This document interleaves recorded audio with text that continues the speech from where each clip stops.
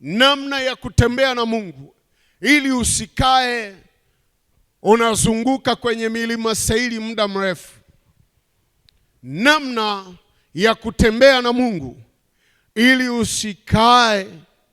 ili usizunguke milima Seiri kwa muda mrefu, uweze kuona njia yako ikinyoka kwa msaada wa Mungu. Namna yake ufanye nini? Jambo la kwanza, badili mtazamo wa imani yako juu ya Mungu. Badili mtazamo wako wa imani juu ya Mungu. Watu wanamtazama Mungu kwa namna nyingi sana. Wanamtazama Mungu kwa namna tofauti tofauti hivi. Kuna watu wanamtazama Mungu kwamba hana uwezo kuwasaidia kwenye matatizo yao yanayowazunguka. Kwa hivyo huwa wanatafuta namna mbadala ya maamuzi ya kuweza kutatua matatizo yao. Kuna watu hawamwamini Mungu kuwasaidia kwenye matatizo yao. Huwa wanaona pengine ni magumu sana, Mungu hawezi kuwasaidia kwenye hayo matatizo. Kwa hiyo huwa wanajaribu kutafuta namna mbadala ya kujisaidia kwenye matatizo hayo. Sasa namna nzuri ya kuweza kuvuka, nimesema badili mtazamo wako wa imani, haleluya, juu ya Mungu. Kwa sababu ukiwa na mtazamo kama huu, wewe kuweza kufika unakotaka kwenda, Mungu hataweza kutembea na wewe. Watu wanaotazama namna hiyo watakuwa maskini, kwa sababu wanamtazama Mungu katika udogo. Watu hao ni rahisi kushindwa safari yao, kwa sababu hutegemea zaidi akili zao na kutegemea zaidi aidha washauri wanadamu na kutegemea waganga, wakiona pengine ndio msaada wao mbadala. Yesu asifiwe. Mtu anayetazama kwa mtazamo wa kumtazama Mungu kwamba hawezi kutosheleza, mawazo ya umaskini kama nilivyosema, ni mawazo ya kushindwa, ni mawazo yanayomkasirisha Mungu, kama Israeli walivyomkasirisha Mungu kwa kuto kumwamini kuwavusha kwenda Kanaani kwa sababu ya vikwazo vilivyokuwa mbele yao. Hawa watu wanakuwa hawataki kuendelea mbele, wanakuwa na kusudi la kurudia nyuma walikotoka.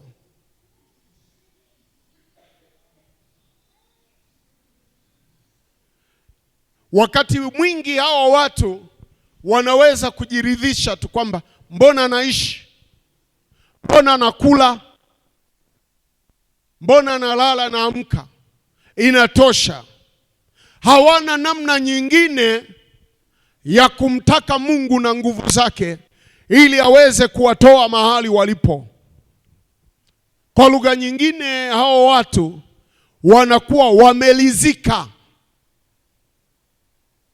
Watu ambao wanamuona Mungu hawezi kuwatosheleza katika shida zao, hawezi kuwakwamua katika hali walionayo, wamechoka, wamejikatia tamaa.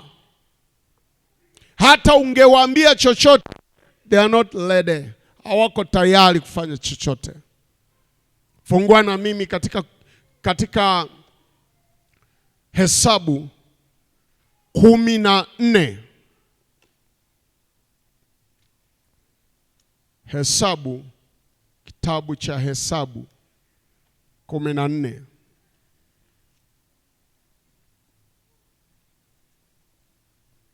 Kabla hapo, hebu tuanze 13 ili kupata picha nzuri zaidi.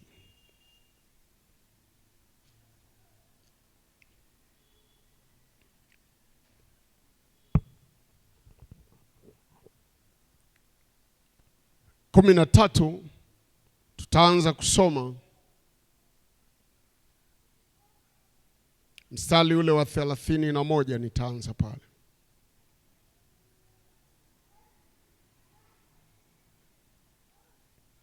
Biblia inasema 31, bali wale watu waliopanda pamoja naye wakasema, hatuwezi kupanda tupigane na watu hawa, kwa maana wana nguvu kuliko sisi. Wakawaletea wana wa Israeli habari mbaya ya ile nchi walioipeleleza. Wakasema, ile nchi tuliopita kati yake ili kuipeleleza ni nchi inaowala watu wanaoikaa, na watu wote waliowaona ndani yake ni watu warefu. Tuliowaona ndani yake ni watu warefu mno. Kisha huko tuliwaona Wanefili, wana wa Anaki, waliotoka kwa hao Wanefili. Tukajiona nafsi zetu kuwa kama mapanzi, nao ndivyo walivyotuona sisi. Sura ya 14 mstari wa 1. Mkutano wote wakapaza sauti zao wakalia, watu wakatoka machozi usiku ule. Kisha wana wa Israeli wote wakamnung'unikia Musa na Haruni. Mkutano wote wakawaambia, ingekuwa heri kama tungelikufa katika nchi ya Misri, au ingekuwa heri kama tungelikufa katika jangwa hili. Mbona Bwana anatuleta mpaka nchi hii ili tuanguke kwa upanga? Wake zetu na watoto wetu watakuwa mateka. Je, si ni afadhali ili turudi Misri? Wakaambiana, na tuweke mtu mmoja awe akida tukarudi Misri. Ndipo Musa na Haruni wakaanguka kifudifudi mbele ya mkutano wa kusanyiko la wana wa Israeli, na Yoshua mwana wa Nuni na Karebu mwana wa Yefune waliokuwa miongoni mwao walioipeleleza nchi, wakararua nguo zao, wakanena na mkutano wote na watu wote wa Israeli na wana wa Israeli, wakasema, nchi ile tulioipita kati yake ili kuipeleleza ni njema mno ya ajabu. Ikiwa Bwana atatufurahia, atatuingiza katika nchi hii, atupe iwe yetu, nayo ni nchi yenye wingi wa maziwa na asali. Lakini msimwasi Bwana, wala msiwaogope wale wenyeji wa nchi, maana wao ni chakula kwetu. Utulivu ulikuwa juu yao, uvuli uliokuwa juu yao umeondolewa, naye Bwana yu pamoja nasi, msiwaogope. Lakini mkutano wote wakaamuru wapigwe kwa mawe. Ndipo utukufu wa Bwana ukaonekana katika hema ya kukutania mbele ya wana wa Israeli wote. Bwana Yesu asifiwe sana. Haleluya. Mungu ndiye aliyesema na Musa awaambie wana Israeli waende kwenye nchi yao ya Kanaani, watoke Misri utumwani, warudi kwenye Kanaani yao. Mungu aliwaonyesha ishara nyingi sana, Israeli wakaamini, wakakubali, wakaondoka. Walipofika jangwani, Mungu alisema na Musa kabla hawajafika hapo. Wamevuka bahari ya Shamu kwa njia ya miujiza. Bahari iligawanyika, Israeli wakapita. Lakini hiyo bahari ambayo iligawanyika ikawa njia, walipotaka kupita jeshi la Farao, maji yakarudi yakawagharikisha. Miujiza hiyo wanaiona kwa macho yao Israeli. Imefika wakati Musa ameambiwa awatume wapelelezi 12, yani kila kabila, kwa sababu taifa la Israeli lilijengwa na makabila 12. Kwa hiyo Mungu alimwambia Musa, chagua kila kabila mtu mmoja.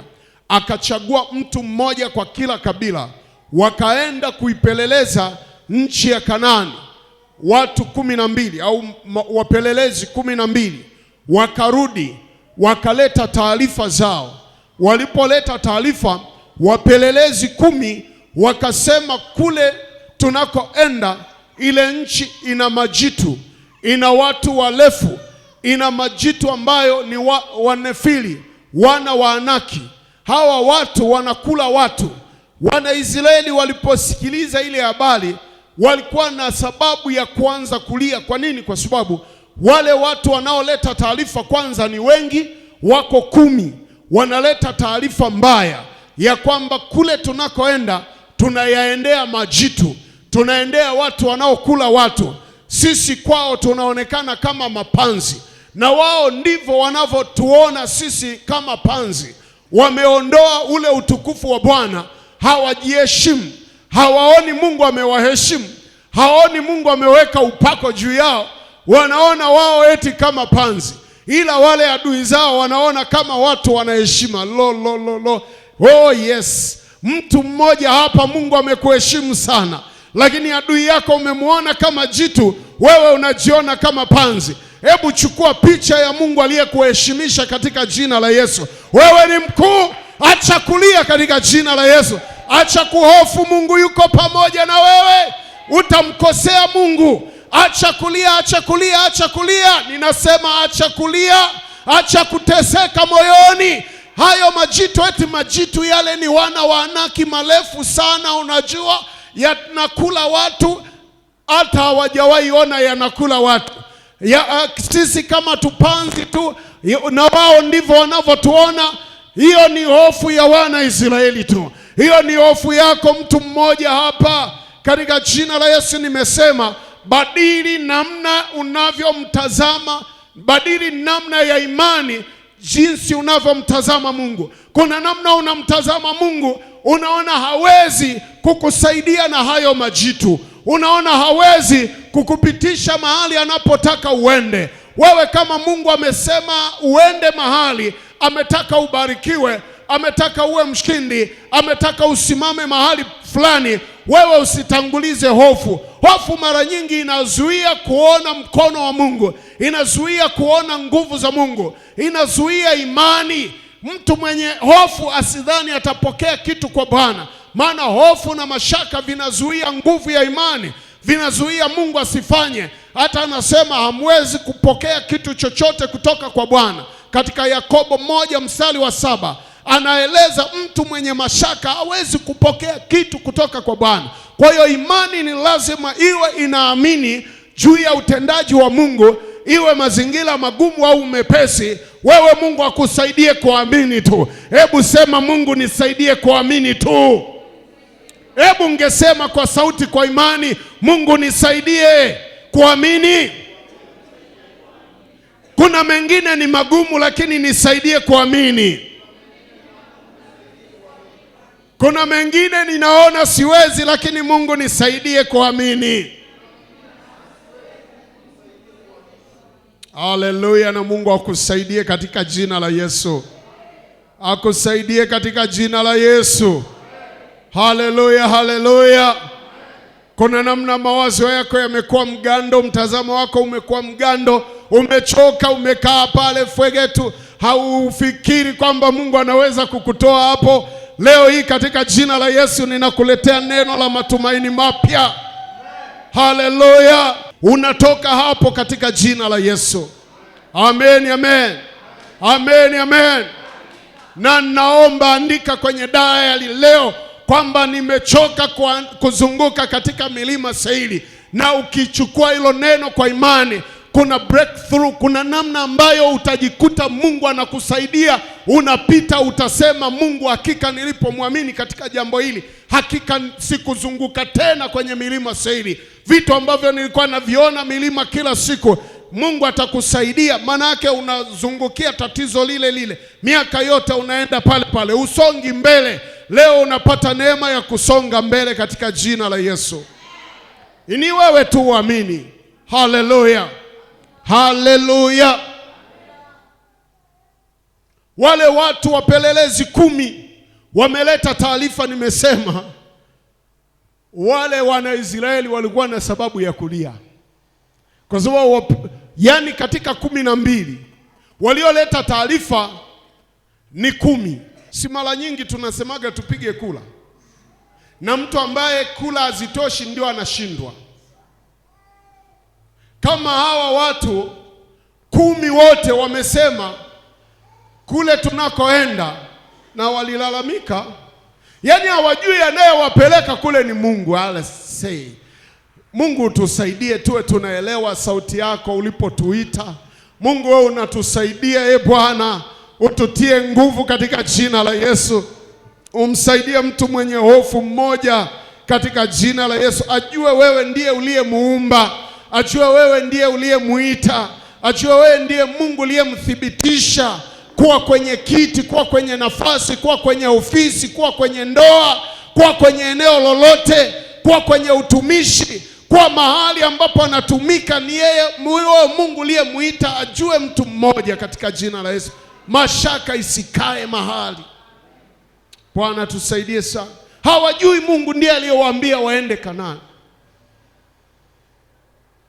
Wao hawakujua kama kule kuna wana wa Anaki, hawakujua kule kuna manefili, lakini Mungu alijua. Anapowaambia nenda peleka watu wakapeleleze, alitaka, kwa sababu mbinu, Biblia inasema Mathayo 7:7, ombeni, bisheni, tafuteni. Amen. Sasa katika kitendo cha kuomba ni kitendo cha kutegemea msaada wa Mungu. Kubisha ni kitendo cha kufuata kile ulichoomba. Kutafuta ni kushughulikia kile ambacho uliomba na bado hakionekani kwa wakati. Anayefanya hayo ni wewe mwenyewe. Kwa hiyo Mungu anapowaambia waende wapeleleze, ni kwamba waweze kujua ile picha kamili ya kule wanakoenda, ili wasiende kana kwamba sio watu wenye ufahamu wote. Waende wakiwa na ufahamu na namna ya kukabiliana na wale watu. Mungu anapokuonyesha adui machoni pako, hakuonyeshi kwamba watakushinda. Anakuonyesha namna ambavyo ukuu wa Mungu ni mkubwa kuliko adui. Anakuonyesha namna ambavyo Mungu anaweza kukushindia hata kwa hao maadui wakubwa. Mungu anakuonyesha nguvu alizo nazo Mungu ni zaidi ya adui wote walioko mbele yako. Kwa hiyo sio kwamba anakuonyesha adui yako aliye na nguvu, adui yako aliye na pesa, adui yako aliye na marafiki wengi, adui yako anayejua kuongea sana, adui yako aliye na silaha nyingi, kwamba huyo atakuweza. Hakuonyeshi ili kukuambia kwamba atakuweza, ila anakuonyesha kwamba Mungu ni mkuu kuliko huo uwezo alio nao huyo adui yako. Si kama mtu mmoja unaelewa ninachoongea katika jina la Yesu. Kwa hiyo wana Israeli anawaambia kule muende mkapeleleze, mkajue. Wameenda wamejua, wao wameona wale adui wana nguvu kuliko Mungu. Ndio maana yake wameona wale watu wanatazama wao kama mapanzi. Kwa hiyo Mungu kama amewaheshimisha kuwatoa kule Misri, kuwatoa kule kwenye utumwa, awapeleke kwenye nchi ya ahadi, ile nchi yao ambayo Mungu amewapa. Ile nchi ni kweli watu walikuwa wanakaa Wahivi, walikuwa wanakaa Wakanani, walikuwa wanakaa Wahiti, walikuwa wanakaa makabila mbalimbali kwenye ule mji, kwenye ile nchi ya Kanaani. Lakini Mungu alijua kuna watu wanakaa pale, lakini Mungu anasema nenda hapo hapo, nenda hapo hapo Kanaani. Kuna mahali unaendea, sio kwamba ukute pako tupu. Unaenda unakutana na adui zako face to face. Adui zako unakabiliana nao face to face. Ni kwamba Mungu ana nguvu kuliko hao Wahivi, ana nguvu kuliko hao Wakanani. Anakurithisha mahali ambapo wapo watu wengine, anakurithisha mahali ambapo kuna nguvu nyingine, ili usije kusahau, ujue kwamba nguvu ya Mungu ndio iliyokurithisha. Maana kama kungekuwa hakuna upinzani, usingemkumbuka Mungu. Ungekumbuka kwamba hapa nimejiokotea tu Bwana, hapa ni pangu tu. Hata uoni nguvu ya Mungu. Hata wakati mwingine huwezi kuomba. Unapokabiliana na upinzani, Mungu yeye ndipo inapomfurahisha, ili akusimamie, ajitukuze na uone kwamba kweli hapa bila Mungu nisingeweza. Pasipo Bwana nisingeweza. Pasipo Mungu nisingevuka. Ndio maana Daudi anasema, kwa msaada wa Bwana, kwa msaada wa Mungu tutatenda makuu. Kwa nini?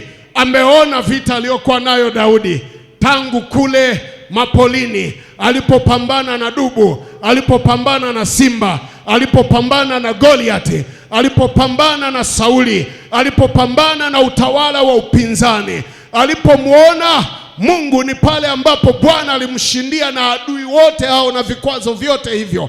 Wakati anaposema nenda Kanaani ukatazame, wale watu wako pale. Haina maana ni nchi tupu, ni nchi yenye watu. Unakaa kwenye mtaa wenye watu, lakini ninakwambia Mungu atakushindia katika jina la Yesu. Unakaa kwenye ukoo wenye watu, lakini Mungu atakushindia katika jina la Yesu. Unafanya biashara mahali palipo na watu, lakini Mungu muamini kwamba yeye atakushindia. Uwe na mtazamo wa picha kubwa ya Mungu. Uwe na mtazamo ya picha ya ushindi na Mungu. Uwe na mtazamo wa picha ya kufanikiwa na Mungu. Usiwe na kushindwa, useme wale majitu, yule ana pesa kuliko mimi, yule ana ndugu wengi kuliko mimi.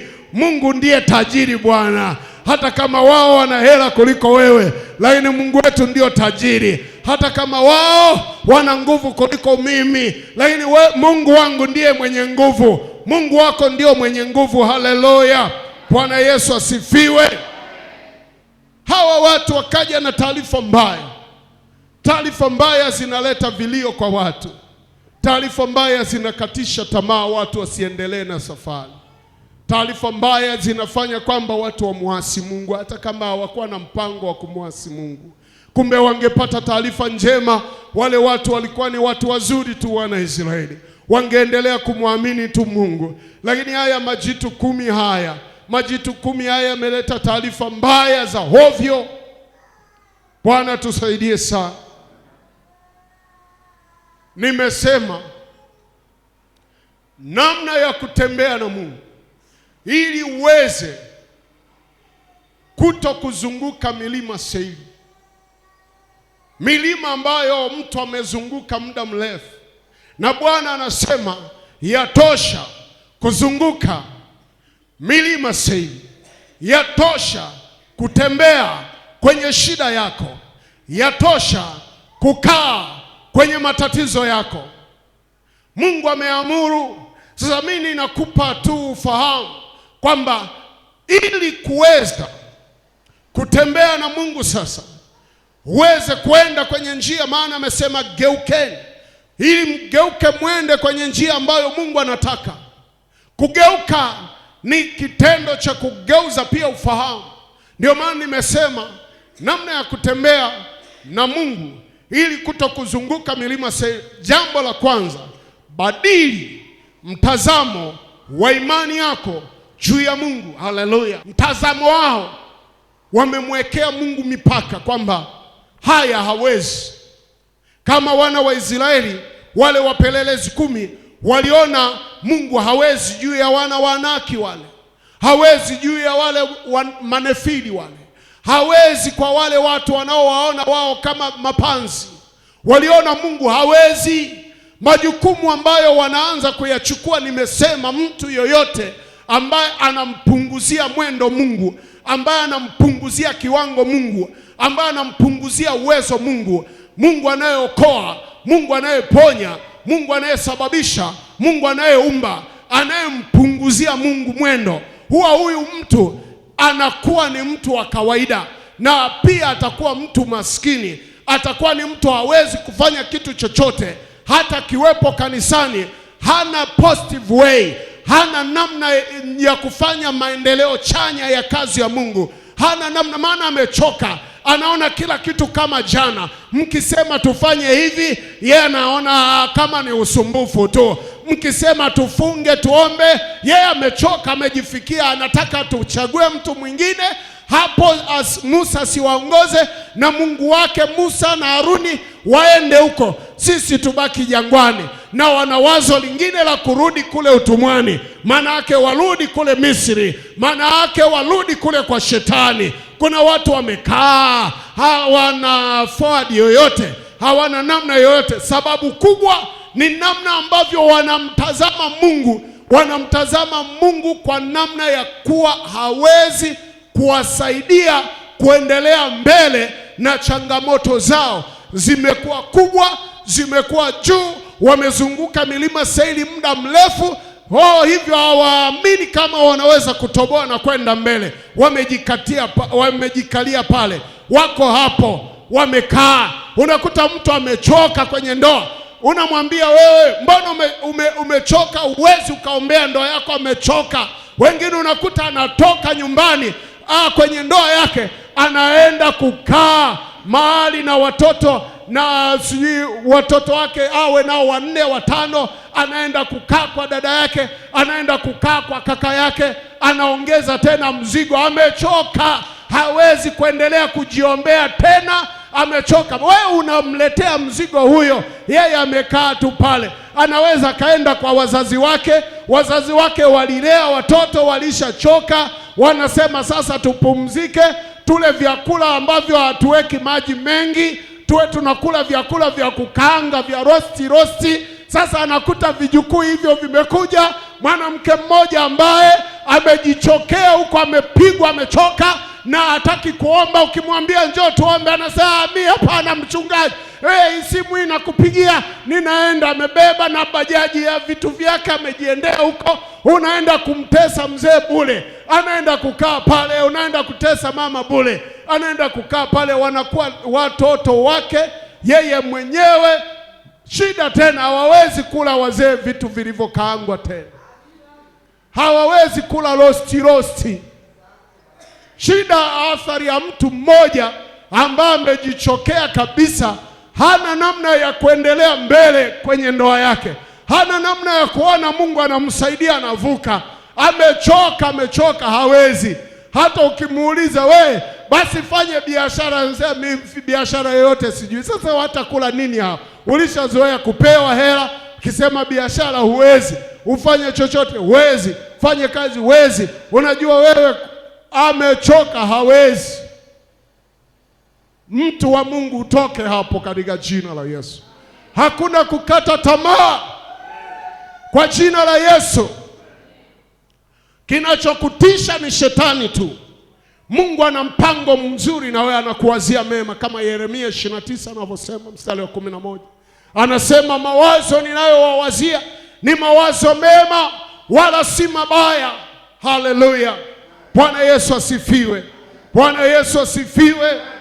Yamkini alikuwa anapata pesa, amekosa pesa, amechoka sasa. Hawezi kulima, hawezi kufanya, umechoka. Pesa hamna, huwezi ukafanya biashara. Inukia hapo. Bwana akusaidie sana. Usichoke kiasi cha kuna neno moja la Kinyakyusa, ni neno baya sana. Wanasema mtu anayechoka, anayekaa akiwa amechoka, wanasema anafwegetuka. Anakaa, hawezi hata kumsimamisha huyo, ni kwamba umnyenyue, umshike tena hivi. Usichoke katika jina la Yesu. Imetosha kukaa hapo muda mrefu. You have to stand up. Unapaswa kusimama na kusogea mbele katika jina la Yesu. Katika jina la Yesu. Kubadili mtazamo wa imani juu ya Mungu. Hao wanatazama hivi, lakini kuna wengine wanatazama tofauti. Wengine wanamtazama Mungu kama ni Mwokozi, kama ni msaada wao. Asa, nimekukimbilia wewe Bwana, kama Daudi anavyosema, nisiaibike milele. Wewe ndiye ngao yangu na fimbo yangu. Nijapopita kati ya bonde la uvuli wa mauti, sitaogopa, maana Bwana u pamoja nami. Kuna wengine wanamtazamo mzuri kwa Mungu. Wana imani na Mungu. Hata wanapoendea vita, wanasema niwapandie au nisiwapandie. Daudi alikuwa anauliza, haleluya, anapokutana na adui. Bwana akisema wapandie, haijalishi ni wengi au ni wachache, anaenda, anapambana nao, anashinda vita, kwa sababu Bwana yuko pamoja naye. Mungu akiwa pamoja na wewe katika safari, upaswi kuogopa. Usiogope. Neno usiogope liko mara 365 katika Biblia. Maana yake ni kila siku unaambiwa usiogope. Usiogope, mtu wa Mungu. Usiogope. Yesu ukiwa upande wako, ni nani aliye juu yako? Hakuna aliye juu yako. Ninafurahishwa na hawa watu wawili katika wale wapelelezi 10. Hawa watu wawili ni Joshua na Kalebu. Hawa watu walikuwa na imani tofauti. Walikuwa na imani ya kumwamini Mungu kuwashindia dhidi ya wale manefiri. Walikuwa na imani ya Mungu kuwashindia dhidi ya wale wana wa Anaki. Walikuwa na imani tofauti dhidi ya wale watu wanaopinga. Wao wakamwamini Mungu atawasaidia juu ya yale majitu. Akasema wale watu, ameeleza sababu ya kwanza. Anasema wale watu, uvuli umeondoka juu yao, utukufu umeondoka juu yao. Mtu hata kama angekuwa na nguvu, utukufu au ule uvuli au ule uwepo, ile mamlaka ikitoka kwake, huyo mtu hana mamlaka. Maana yake ni kwamba Joshua na Kalebu wanasema kwamba Mungu ametuvisha sisi uvuli, ametuvisha sisi utukufu, ametuvisha sisi mamlaka. Anasema wale watu ni chakula kwetu. Haleluya, haleluya, haleluya, haleluya, haleluya. Kuna watu ambao unawaogopa wewe ukiwa na utukufu. Hao watu wenye nguvu watakusaidia, watakubebea wewe mfuko wako uliobeba. Maana hizo nguvu zao zitakusaidia wewe, watakuwa chakula kwako. Maana ya kwamba watakuwa chakula kwetu, maana yake watakusupport. Sio kama mnanielewa? Sio kama mnanielewa, mtu wa Mungu? Wale watu ambao unawaogopa, aidha wana fedha nyingi, hao fedha zao zitakusaidia wewe. Usiwaogope kwamba watakudhuru. Wakiwa na mabavu, hayo mabavu yao wewe nenda kama Mungu alivyokuelekeza. Amen, amen. Bwana Yesu asifiwe. Ninasikia ndani yangu kuruka sana, ninasikia kusema sana, ila sijui nisemeje unielewe juu ya wale watu wawili Joshua na Kalebu, namna walivyomwamini Mungu kuendea yale matatizo, kuendea zile shida. Na wale hawakukataa. Unajua, hebu rudi, hawakukataa kwamba yale sio majitu, hawakukataa kwamba wale watu ni marefu, hawakukataa. Lakini kitu kimoja ambacho wananifurahisha ni kwamba wanamwamini Mungu, kwamba Mungu akiwafurahia ataweza kuwasaidia, kwamba wasimwasi Mungu. Kumwasi Mungu ni kukosa imani, ni kuwa na mtazamo duni juu ya Mungu, ni kuwa na mtazamo wa kufikiri Mungu hawezi juu ya changamoto ambazo ziko mbele yako. Neno la Mungu linasema, ndipo Musa na Haruni wakaanguka kifudifudi mbele ya mkutano wa kusanyiko la wana wa Israeli. Mstari wa 6. Na Yoshua mwana wa Nuni na Kalebu mwana wa Yefune, waliokuwa miongoni mwa walioipeleleza nchi, wakalalua nguo zao, wakanena na mkutano wote wa wana wa Israeli, wakasema, nchi ile tuliyopita kati yake ili kuipeleleza ni nchi njema. Haleluya, Bwana Yesu asifiwe. Wanaeleza kwamba ni nchi njema, sio mbaya. Haleluya. Nchi ile tuliyopita kuipeleleza ni nchi njema mno ya ajabu. Ikiwa Bwana anatufurahia, atatuingiza katika nchi hii, atupe iwe yetu, nayo ni nchi yenye wingi wa maziwa na asali. Lakini msimwasi Bwana, wala msiwaogope wale wenyeji wa nchi, maana wao ni chakula kwetu.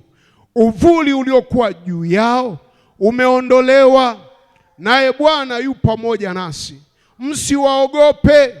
Haleluya, msiwaogope. Bwana tusaidie sana. Naamini kuna mtu mmoja hapa woga unaanza kumtoka kwa kasi, na kama ni woga unaoletwa kwa mapepo, maana shetani huwa anajua namna ya kuwatisha watu, ninaukemea kwa mamlaka ya jina la Yesu, ukuachie kwa ghafla katika jina la Yesu. Woga wowote unaokujia ili kukukatisha tamaa, utoke ndani yako katika jina la Yesu, maana huo unakutia hofu, hata uwezi kusogea mbele. Umeshajikatia tamaa, pengine unasubiri tu parapanda ipigwe ili Yesu aje. Unajua kuna watu wengine wanataka sana Yesu aje haraka, ni matatizo. Yaani matatizo yamemzidi. Unajua kuna watu wengine wanaamini kufanikiwa ni dhambi. Kuna watu wa mtazamo huo. Nimesema umtazame Mungu kwa njia nini? Mtazamo, badili mtazamo wa imani yako juu ya Mungu. Mungu aliyewafanikisha akina Ibrahim, Isaka na Yakobo, Mungu aliyeahidi baraka kwa kina Yakobo, huyu Mungu ndiye tunayemhubiri leo. Haleluya. Kuna watu wana mtazamo wa kuona kwamba mafanikio ni dhambi. Kwa hiyo unakuta yeye amekazana Yesu arudi, wewe unakazana Mungu akusaidie muendelee kuishi kwenye ndoa. Hata ukimwambia wewe anakuambia tu Yesu anarudi. Unataka biashara isimame, bwana tuombee biashara, naona mambo, anasema Yesu anarudi. Hizo biashara mtaziacha hizo. Sasa huyu mtu sio kwamba ni nini, sio kwamba na dhambi, ila ni mtazamo wake. Na ukichunguza sana, aliwahi kutafuta maisha akafeli. Kwa hiyo amekaa pale anamsubiri Yesu, njoo upesi, njoo upesi. Pale ndio ataongeza sauti, njoo upesi, njoo upesi. Anataka Yesu aje, matatizo yako pale, ashachoka. Anaamini matatizo hayo yapo hapo, yanaendelea kuwepo na hayatokagi. Hamwamini Mungu anayeweza kumtoa kwenye matatizo. Kuna watu wenye mtazamo huo juu ya imani. Lakini mimi ninataka nikutazamishe kwamba wewe uwe na mtazamo wa Mungu kukusaidia kuvuka hapo ulipozunguka muda mrefu, kwenye huo mlima wako wa majaribu, kwenye huo mlima wako wa mateso, kwenye huo mlima wako ambao unakaa hapo unalia hata kiasi kwamba unasema hivi, Mungu anasikia juu ya afya yangu, anajua kwamba mimi ninaumwa, juu ya vile mimi ninaomba, mimi ninasema Mungu anasikia na Mungu anajua. Wewe ongeza imani yako tu ndani yako, Mungu anaweza kukutoa hapo, hautabaki hapo katika jina la Yesu. Juu ya kila aina ya mateso, Mungu anaweza akakutoa hayo mateso, huo mlima, hilo jaribu ndio wana wa Anaki wenyewe hao. Hayo majaribu, hayo mateso ndio Wanefiri wenyewe, ndio majitu. Majitu ni majitu yale yamekaa pale, huwezi ukayatoa. Ni katika Mathayo anasema mtu hawezi kutoka kama hana nguvu zaidi ya yule mwenye nguvu aliyemfunga. Ni lazima awe na nguvu zaidi ya yule aliyemfunga. Sisi tuna nguvu kwa sababu tuna Yesu Kristo. Tuna nguvu kwa sababu tumemwamini Yesu Kristo. Bwana Yesu asifiwe sana. Haleluya. Joshua na Kalebu walikuwa na imani ya kuamini Mungu anaweza akawatoa pale walipo kwenda kwenye nchi aliyowaahidia. Wewe Mungu anakuwazia mema wala si mabaya. Mungu atakutoa hapo kukupeleka kwenye nchi ya ahadi. Haleluya.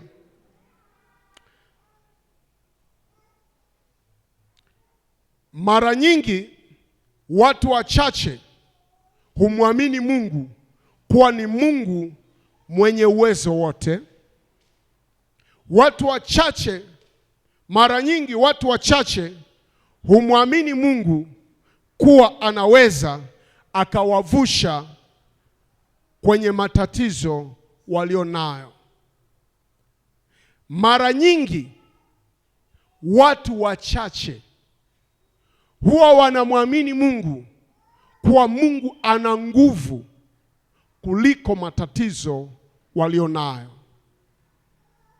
Mara nyingi watu wachache huwa wanamwamini Mungu kuwa ana mamlaka juu ya mazingira yote walionayo. Watu wachache, nimetumia watu wachache kwa sababu mfano rahisi tunaupata kwa wapelelezi 12. Wapelelezi 10 wameona wanaendea kifo. Wameona Mungu anakowapeleka sio mahali sahihi. Wapelelezi 10 wana taarifa mbaya za kukatisha tamaa wana Israeli wasisonge mbele. Nasema watu wachache kwa sababu tunaona watu wawili tu, Yoshua na Kalebu, wana taarifa nzuri juu ya Mungu. Wana taarifa nzuri juu ya watu. Wana taarifa nzuri juu ya mamlaka ya Mungu. Wana taarifa nzuri juu ya Mungu kuwapa chakula kwenye ile nchi. Wana taarifa nzuri kwamba kule ile nchi wanayoiendea ni nchi yenye asali na yenye maziwa na asali. Licha ya kwamba ili kuyafikia maziwa na asali kuna majitu yanayoweza kuzuia, lakini Joshua na Kalebu wana taarifa nzuri kwamba Mungu atawawezesha. Mahali popote penye asali, penye maziwa na asali, kuna kazi ya kufanya. Hiyo kazi ya kufanya, hata kama utafanya, usije ukajisifu wewe umefanya, isipokuwa kwa msaada wa Mungu. Anapokuwezesha, Mungu anakuwezesha, ndipo utaipata asali na maziwa. Bila kuwa na Mungu hauwezi ukafikia asali na maziwa, hata maziwa na asali, hata kama Mungu amesha kuambia, hata kama Mungu amesha kutaarifu. Unajua Mungu huwa anasemaga mwanzo na mwisho, hasemi pale katikati. Si kama unaelewa? Bwana Yesu asifiwe. Mungu aliposema na wana Israeli, alisema muende Kanaani, kule kuna nchi ya maziwa na, hakuambia kuna bahari ya Shamu. Hakuambia kuna kiu kule jangwani. Hakuambiwa kule jangwani kutakuwa na njaa. Hakuambia kule njiani kutakuwa na kuzunguka milima Seiri kwa miaka 40. Hakuambia kule jangwani kutakuwa na shida ya magonjwa. Hakuambia kule njiani kutakuwa na shida mbalimbali. Tulipokuambia uokoke, tunasema Yesu ni mzuri anaokoa. Tulikwambia Yesu ni mzuri anaokoa, atakuponya, atakubariki. Hata kukwambia kwamba namna ya kutembea naye unahitaji imani ili kuyapata hayo. Unahitaji kutembea kwa imani ili uweze kuvuka hizo bahari. Uweze kutembea na imani ili Mungu aweze kushusha kwale. Hatukukwambia kwamba unahitaji kuwa mtu wa maombi ili Mungu aweze kuleta mana jangwani. Kwa sababu wakati wote walipokuwa na mahitaji, Mungu alishusha mahitaji pale ambapo walimuomba. Musa aliomba, ndipo Mungu akasema fanya hivi. Walipokuwa na kiu, Mungu alisema wewe piga mwamba, maji yatotoka. Walipokuwa nataka kuvuka bahari, Musa alilia na kuomba. Ukisoma kwenye Biblia unaona Musa analia na machozi kabisa. Mungu anasema unanililia mimi, umeshika nini? Umeshika fimbo, piga hiyo fimbo, maji yakagawanyika. Kwa hiyo akumwambia yote hayo, lakini kumbe kwenda kwao Kanani ilitegemeana pale njiani. Kuna mambo mengi, kuna safari nyingi, kuna mambo yasiyoandikwa, lakini hayo mtu wake anapaswa kutembea nayo kwa imani. Imani ni kama ramani ya kutembelea kufika mahali Mungu anakotaka uende. Ili uweze kwenda ile 2026, tunatabiri yote hayo juu ya uzima, juu ya kutokuzunguka milima Seiri, juu ya kuyashinda majitu, juu ya kushinda changamoto zako, juu ya kuvuka vikwazo vyako. Lakini ninakwambia kwamba unapaswa kuwa na imani. Bwana Yesu asifiwe. Maana katika Warumi 1 anasema mtu wangu ataishi kwa imani. Haleluya. Bwana Yesu asifiwe. Mtu wangu ataishi kwa nini? Kwa imani. Maana yake bila imani ni ngumu kuweza kuishi. Warumi 1:17 anasema kwa maana haki ya Mungu inadhihirishwa ndani yake toka imani hata imani, kama ilivyoandikwa, mwenye haki ataishi kwa imani. Yaani mwenye haki wa Mungu ataishi kwa nini? Kwa hiyo imani, unapotembea na Mungu ni lazima uwe nayo. Wale Joshua na Kalebu walikuwa na imani. Ni kweli majitu yako mbele, lakini kwa imani ya Mungu wale wachache waliamini, walikuwa na imani kwamba atawavusha. Haleluya. Kwa nilitumia neno wachache mara nyingi. Watu wachache humwamini Mungu. Mara nyingi watu wachache, hata ndani ya kanisa,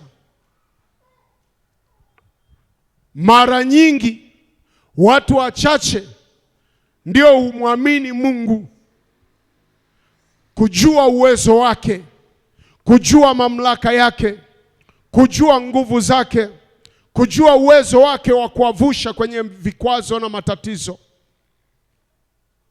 Na wanapokuwa wanajua wanachotakiwa watembelee nacho ni kumwamini Mungu. Na kumwamini Mungu kunaambatana na kumwomba wakati unapopata changamoto. Haleluya. Bwana Yesu asifiwe. Nimesema Mungu aliwaambia Israeli wanaenda kwenye nchi ya asali na maziwa. Hakuambia matatizo ya njiani. Matatizo ya njiani yalipatikana wakati wao hawana habari nayo, na wala hawajawahi simuliwa, na wala hawajawahi ambiwa. Ndio maana huwa yanawakatisha tamaa. Wanafikiria warudi tena kule Misri. Wanaona kama hapa moto hivi, je, nikiendelea mbele? Mmoja alisema, mchungaji, toka mimi nimeokoka majaribu ndo mengi, nikaona nisimame. Toka niliposema ni mmoja alisema, toka mimi nianze kutoa sadaka ndio majaribu yameongezeka. Kaambia, yani toka nimeanza kutoa. Alafu nilikuwa natoa kwa mchungaji, sasa kosa lako unatakiwa utoe kwa Mungu. Yani unapompa mchungaji unatakiwa hiyo pesa, yani wewe unaiombea, unampa Mungu, sio unampa mchungaji. Sio kama mnanielewa mtu. Unampa nani? Ila mchungaji anasimama kwa niaba ya Mungu. Maana Mungu huwezi ukampa ukampelekea hela. Mungu amekutuma umpe mchungaji, mpe. Haleluya. Ila usimdai kwamba mbona matatizo mchungaji, toka nimeanza kukupa matatizo. So unanipa mimi, unampa Mungu. Wewe unatakiwa umwambie Mungu aliyempa. Haleluya. Kwa sababu mimi yani ni kama Musa vile. Na mimi ninaomba kwako. Si umeona hapa Musa anafanyaje? Si baba huyu naye alikuwa na kazi, hao watu walikuwa wagumu. Alilia. Bwana Yesu asifiwe. anasema ndipo Musa, mstari wa 5, hiyo Hesabu 14:5. Ndipo Musa na Haruni wakaanguka kifudifudi mbele ya mkutano wa kusanyiko la wana wa Israeli. Walianguka, sio kuanguka hivi hivi. Walikuwa wanajieleza na kujitetea na kuanza kulia.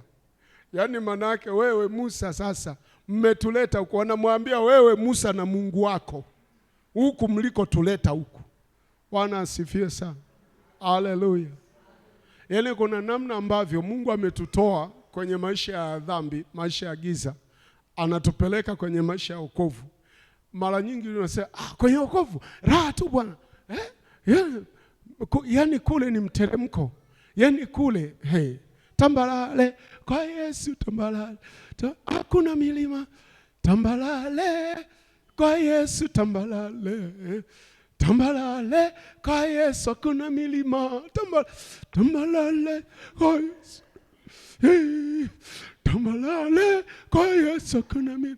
Ameshuka na bubujiko, anafika nyumbani, anakuta majaribu. Hela hajaachiwa za chakula na watoto, ana kelele, si nini. Si tambalale vipi? Bora kama mambo hayaendi. Huambiwi pale. Mungu anataka imani. Yaani akikupata wewe, yaani ile nafsi yako ya ndani, akupate wewe ambao unasema licha haya matatizo, Mungu ni Mungu mwenye nguvu.